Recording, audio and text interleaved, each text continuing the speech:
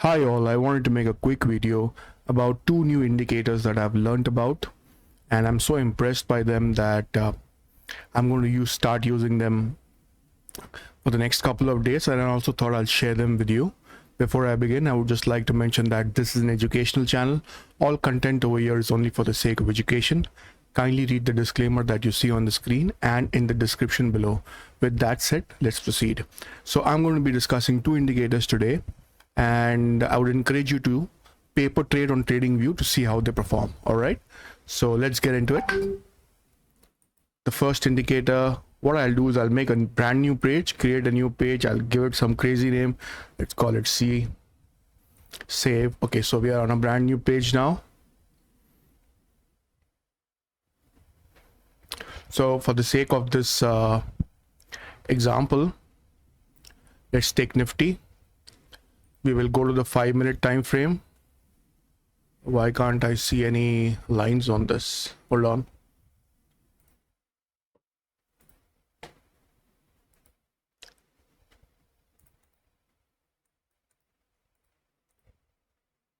Strange. Anyways,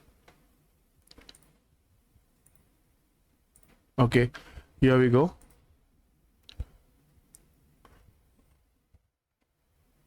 So give me a moment. I'll just change I'll make it darker so that things are more visible. That should do. Okay, there we go. We'll remove all indicators from here, and we shall use the 5-minute time frame. So this is Nifty 50 on the 5-minute time frame. Let's use session break so that we know where one day has ended and the next day has begun.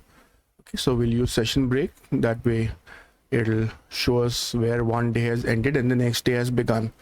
All right, so this is what it is on the 5-minute time frame. Now the first indicator that we shall use is called one-sided Gaussian filter with channels. This is the one. I'll click on it. I'll leave the name of the indicator and the creator name in the comment section below and pin it so that you have no difficulty finding it. All right, this is the indicator. Now it doesn't come like this. If I reset the settings, it comes like this. All right, you see it's a little cluttered for my liking.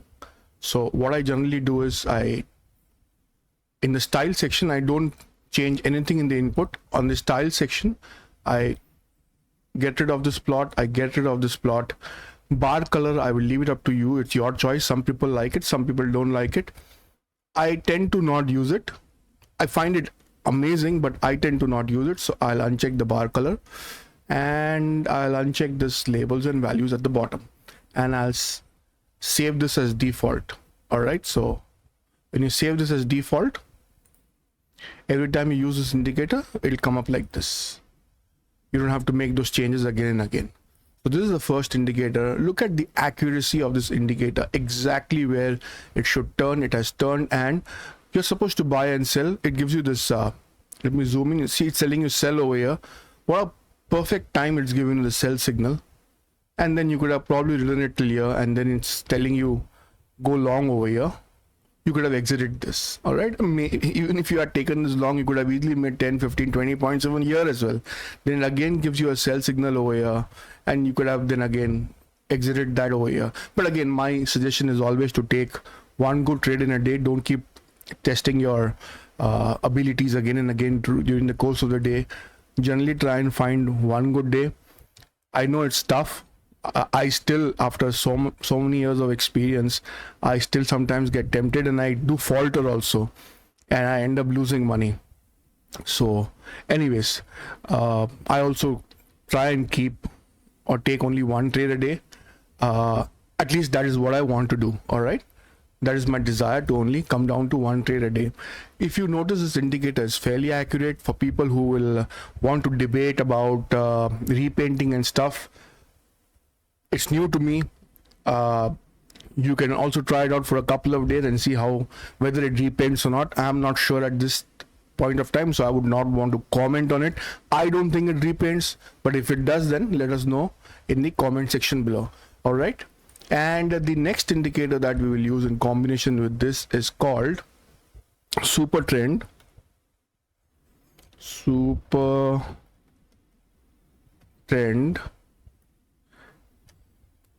RSI, and you will get this by algo alpha. All right, this is the one. Click on it. Again, there's nothing you need to do to the settings, just let the settings be on default. On top also, we have only made some visual changes to the indicator. We have not changed any setting. At the bottom also in super trend RSI, we are not going to make any settings. We are going to leave the settings to default. Again, you see over here how good it has turned red over here, in line with this line turning red over here, and a sell indicator coming over here, a sell marker coming over here. It's working perfectly in line with super trend RSI. All right, this becomes long over here. It's already giving you a long signal over here. You could have taken that if you wanted to. All right, and then again it turns red over here, again a shorting signal. So if you see the bottom indicator and the top indicator, they're almost perfectly in sync and looks like they were made for each other. All right, and this is all you actually need. These two indicators will actually do. For people who have the paid subscription and want to use additional indicators, I would suggest you use simple Fibonacci retracement. It gives you some kind of an additional, visual representation of where the support and resistance is. It's a good indicator. I use it on a day-to-day basis. It's not necessary in this case, but if you can, you're on the paid subscription, use it. You can also use something like a VWAP.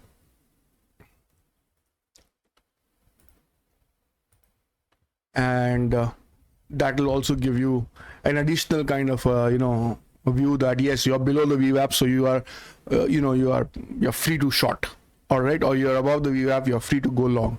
But these are additional requirements. Again, on VWAP, if you see my settings, I have unticked everything, only VWAP. I've made it white and I've saved this as default. In the simple Fibonacci retracement, I have unchecked the labels. Over here from dotted, I have changed that to solid, and I've only ticked this box show 0.886 and 1.113, and I've saved it as default, and I get this. All right, so this will add a layer of additional information. What you can do after that is you can split the window, and on the left hand side you can see Nifty 50, and on the right hand side you can probably switch to Bank Nifty, and there you go, voila. It's beautiful, isn't it? Simply amazing, right? And whether you want to see Nifty 50 or Bank Nifty, or whether you want to see natural gas and crude oil, I'll leave the choice to you.